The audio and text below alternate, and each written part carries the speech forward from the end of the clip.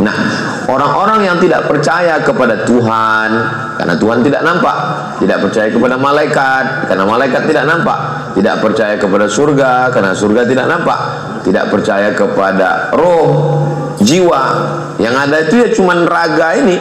Mana jiwa itu? Nggak ada itu jiwa itu, kata dia. Jadi suatu ketika orang-orang yang meyakini yang kelihatan ini kan materi, maka yang orang hanya meyakini yang ada saja, dia disebut dengan filsafat namanya materialisme. Isme artinya keyakinan, materi, meyakini hanya yang nampak saja. Rumah, pagar, dinding, orang, inilah yang nampak ini. Adapun surga, neraka, malaikat, roh, nggak ada itu, ngomong kosong aja itu, nggak nampak, karena nggak kelihatan. Lalu dia mengatakan, Tuhan kalian ada?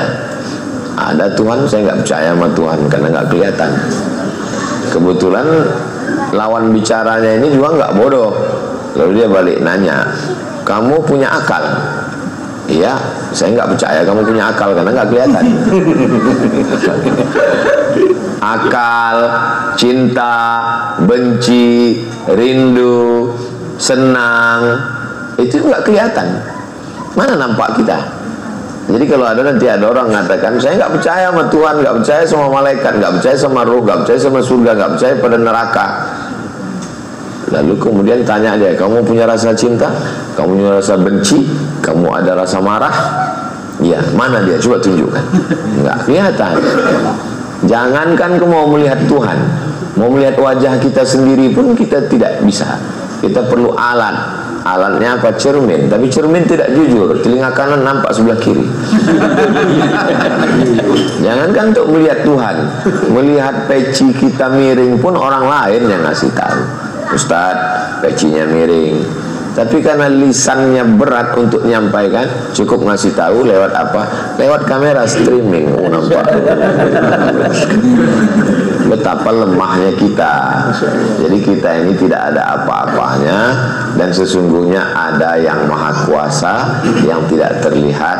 Itulah dia disebut dengan, nenek moyang kita mengatakan namanya Tuhan. Orang barat menyebutnya dengan God.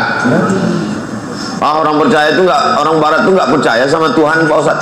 Kalau orang barat nggak percaya sama Tuhan, kenapa ada God? Pas naik pesawat, orang barat ngelihat orang Islam. Subhanalladzi sakhkhara lana hadza wa ma kunna lahu muqrinin wa inna ila rabbina lamunqalibun. Allahu akbar, Allahu akbar, Allahu akbar. Baca doa safar. Allahumma inna na'udzubika min wa'sa'is safar wa ka'abatil manzar wa su'il munqalabi fil mali wal ahl.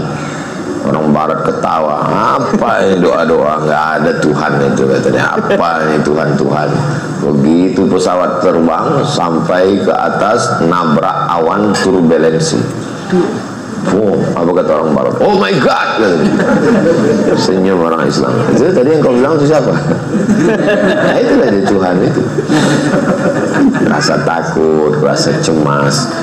Apakah masih ada masa depan agama di era digital, di era, ya, masih ada. Sekarang orang Jepang, orang Korea mengalami krisis. Krisisnya bukan krisis pekerjaan, karena mereka banyak pekerjaan, malah perlu pekerja datang dari Indonesia. Mereka secara ekonomi mapan, tapi tidak beragama, ateis. Akhirnya apa yang terjadi? Sepi di tengah keramaian. Tidak mau menikah karena nggak mau punya istri, nggak mau ada ikatan, tidak mau punya anak karena dianggap buang-buang waktu. Akhirnya hidup kesepian. Tidak bertuhan, tidak ada yang disembah, akhirnya depresi, puncaknya bunuh diri. Gedung-gedung tinggi dicari yang tidak ada jendelanya, yang tidak pakai jeruji besi. Untuk apa? Untuk terjun ke bawah. Stres, depresi. Apa penyakit orang Jepang, orang Korea, orang Eropa, orang Amerika? Depresi, stres, bunuh diri. Angka bunuh diri tinggi. Di tempat yang mapan secara ekonomi, duit banyak, pekerjaan tersedia, penyakitnya justru stres, depresi, bunuh diri. Di tempat kita yang sulit kerja, harga melambung, malah orangnya sehat-sehat. Di tempat yang orang secara ekonomi mapan, duit banyak, kaya raya, kena penyakit insomnia, tidak bisa tidur, depresi. Tempat kita cukup khotib naik ke atas mimbar,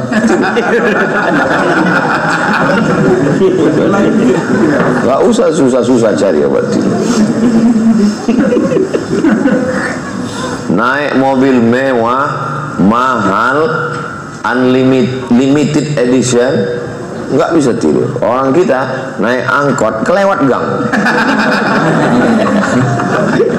Jadi, kenapa?